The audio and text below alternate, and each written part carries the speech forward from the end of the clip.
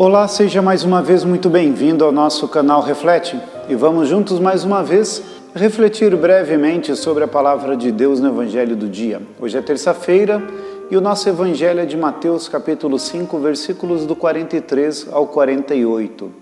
No Evangelho de hoje nós temos esta mesma linha de raciocínio daquele Evangelho que nós ouvíamos ontem. E continuamos a refletir exatamente a respeito deste avanço que o Senhor Jesus convida os seus discípulos a darem no entendimento das leis antigas que haviam recebido.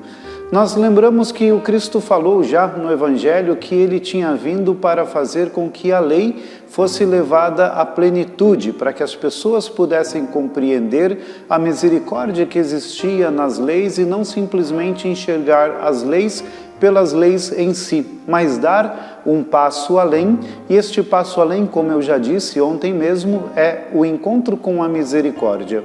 Por isso que Jesus, no Evangelho de hoje, faz novamente um convite aos seus discípulos para dar este passo a mais. E começa a dizer-lhes, olha, vocês não podem simplesmente amar o próximo e odiar o inimigo, mas vocês precisam amar os inimigos e rezar por aquelas pessoas que perseguem a vocês.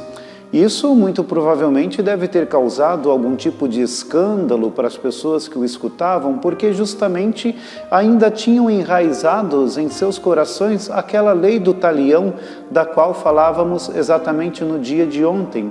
E Jesus começava a fazer com que os seus discípulos tivessem essa compreensão daquilo que de fato é o reino de Deus e que a sua fundamentação está no amor e na vida, e não no ódio e na destruição das pessoas. E para isso, o Senhor Jesus ele faz justamente esta comparação com aquilo que é a ação de Deus, o Pai, ao dizer, vejam, Deus Pai não faz chover apenas sobre as pessoas que são boas, não dá o sol apenas para aqueles que são bons, ao contrário, o Senhor Deus, o Pai, Ele dá o sol para os bons e os maus e dá a chuva para os justos e também para os que são injustos, para dizer que todas as pessoas existe a possibilidade da transformação e da conversão.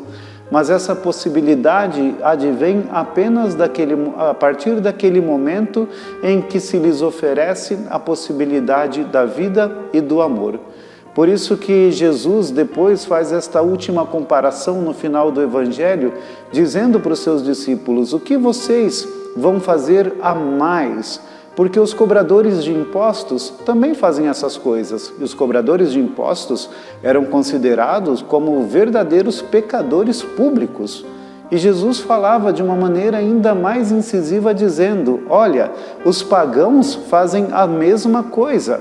E vocês que se acham melhores do que os cobradores de impostos, melhores do que os pagãos, vocês vão agir como esta gente que vocês consideram pecadoras? Com isso, Jesus de fato lançava um desafio sobre aqueles seus ouvintes para que pudessem dar um passo a mais em sua vida de fé e desta forma, pelo amor, pela vida, pela misericórdia, encontrar-se com a perfeição do qual a palavra de Deus, a Sagrada Escritura, falava e chamava os discípulos do Senhor. Sede perfeitos, porque o vosso Pai Celeste é perfeito.